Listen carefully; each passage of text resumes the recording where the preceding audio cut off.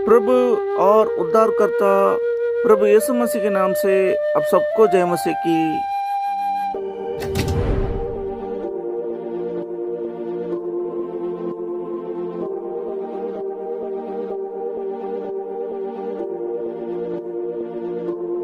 उत्पत्ति अध्याय 22 हम पढ़ते हैं। इन बातों के पश्चात ऐसा हुआ कि परमेश्वर ने अब्राहम से ये कहकर उसकी परीक्षा की, हे अब्राहम। उसने कहा, देख मैं यहाँ हूँ। उसने कहा, अपने पुत्र को अर्थात अपने लौते पुत्र इसहाक को जिससे तू प्रेम रखता है संग लेकर मोरिया देश में चला जा और वहाँ उसको एक पहाड़ के ऊपर जो मैं तुझे बताऊंगा होम बलि करके चढ़ा। अतः अब्राहम सवेरे तड़के उठा और अपने गधे पर काठी कसकर अपने 2 सेवक और अपने पुत्र इसहाक को संग लिया और होम बलि के लिए लकड़ी चीर ली। तब निकलकर उस स्थान की ओर चला जिसकी चर्चा परमेश्वर ने उससे की थी।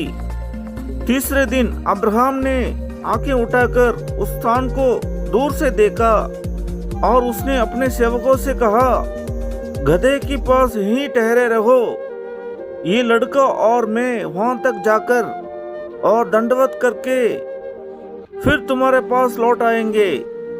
तब अब्राहम ने होम बलि की लकड़ी ले अपने पुत्र इसहाक पर ला दी और आग और चूरी को अपने हाथ में लिया और वे दोनों एक साथ चल पड़े।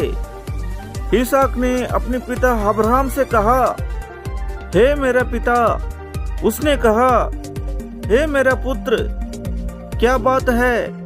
उसने कहा, देख आग और लकड़ी तो है, पर होम बलि के लिए भेड़ कहाँ है?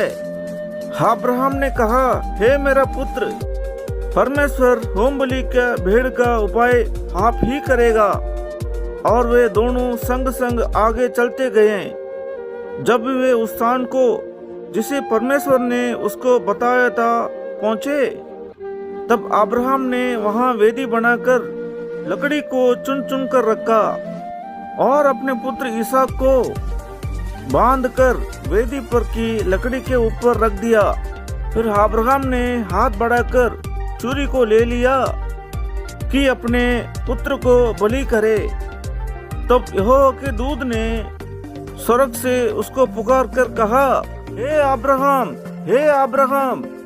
उसने कहा, देख मैं यहाँ हूँ। उसने कहा, उस लड़के पर हाथ मत बढ़ा और ना उससे कुछ कर, क्योंकि तूने जो मुझसे अपने पुत्र वरन अपने एक लौते पुत्र को भी नहीं रख छोड़ा। इससे मैं अब जान गया कि तू परमेश्वर का भय मानता है। तब अब्राहम ने आंखें उठाई और क्या देखा कि उसके पीछे एक भेड़ा अपने सींगों से एक झाड़ी में फंसा हुआ है।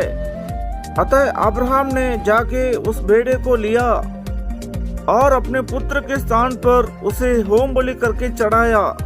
अब्राहम ने उस स्थान का नाम यहोवा यीरे रखा। इसके अनुसार आज तक भी कहा जाता है कि यहोवा के पहाड़ पर उपाय किया जाएगा।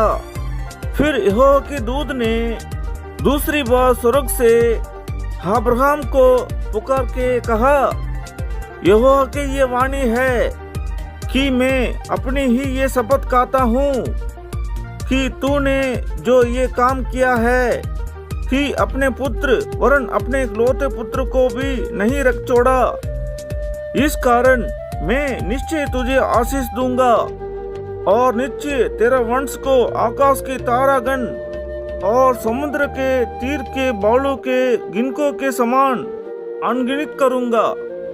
और तेरा वंश अपने शत्रुओं के नगरों का अधिकारी होगा और पृथ्वी के सारा जातियां अपने को तेरा वंश के कारण धन्य मानेगी, क्योंकि तूने मेरी बात मानी है।